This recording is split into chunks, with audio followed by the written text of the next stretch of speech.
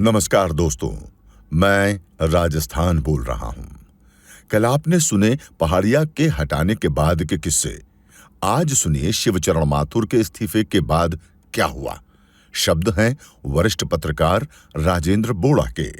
विधानसभा चुनाव प्रचार के दौरान एक प्रमुख उम्मीदवार की पुलिस की गोली से मौत ने सबको हिला दिया और मुख्यमंत्री शिवचरण माथुर को अपने पद से इस्तीफा देना पड़ा। लेकिन चुनाव परिणामों ने बताया कि उस घटना का राज्य स्तर पर कांग्रेस के खिलाफ कोई स्पष्ट असर नहीं दिखा और पार्टी ने 113 सीटें जीतकर विधानसभा में बहुमत हासिल कर लिया। अप्रत्याशित घटनाक्रम के बाद माथुर के इस्तीफा देने पर अंतरिम रूप से हीरालाल देवपुरा को मुख्यमंत्री पद की शपथ दिलाई गई। ये पूरी तरह अस्थायी व्यवस्था थी। देवपुरा को भी इस पद की कोई महत्वाकांक्षा नहीं जगी। उन्होंने मात्र 16 दिन के सबसे कम समय के लिए राज्य के मुख्यमंत्री रहने का कीर्तिमान बनाया।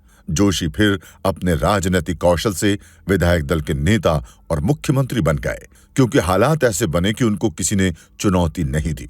देवपुरा को विधानसभा अध्यक्ष बनाकर सम्मान दिया गया, लेकिन 7 माह के भीतर ही वे विधानसभा अध्यक्ष पद से इस्तीफा देकर जोशी मंत्रिमंडल में शामिल हो गए। ये वो समय भी था जब कांग्रेस में नई पीढ़ी सक्रिय हो रही थी, जिसका पहला परिचय कुछ ही महीनों में मिला जब दिल्ली की पसंद युवा अशोक गहलोत को नवल किशोर शर्मा की जगह प्रदेश कांग्रेस कमेटी की कमान सौंपी गई।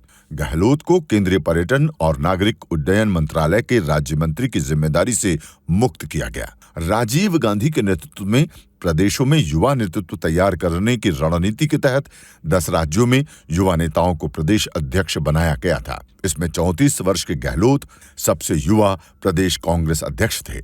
उन्होंने कोई जल्दबाजी नहीं दिखाई और बड़े सलीके से धीरे धीरे अपनी जमीन तैयार की। उधर दूसरी पारी में जोशी को फिर झटका लगा।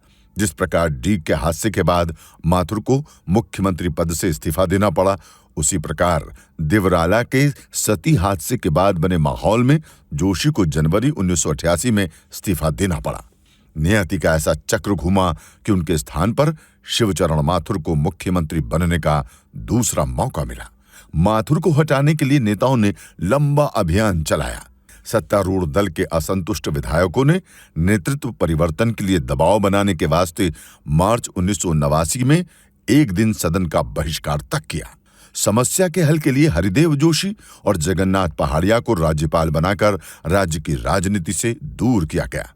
प्रदेश कांग्रेस अध्यक्ष पद पर माथुर का विरोध कर रहे गहलोत की जगह देवपुरा को लगाया गया और गहलोत को माथुर मंत्रिमंडल में शामिल कर लिया गया। जब गहलोत को राज्य मंत्रिमंडल में शामिल करके उन्हें महत्वपूर्ण गृह विभाग दिया गया, तब भी वे लोकसभा के सदस्य बने रहे। नवंबर 1989 में हुए लोकसभा चुनावों में कांग्रेस राजस्थान में अभूतपूर्व पराजय झेलते हुए 25 में से एक भी सीट नहीं जीत सकी। गहलोत भी अपनी लोकसभा सीट नहीं बचा पाए।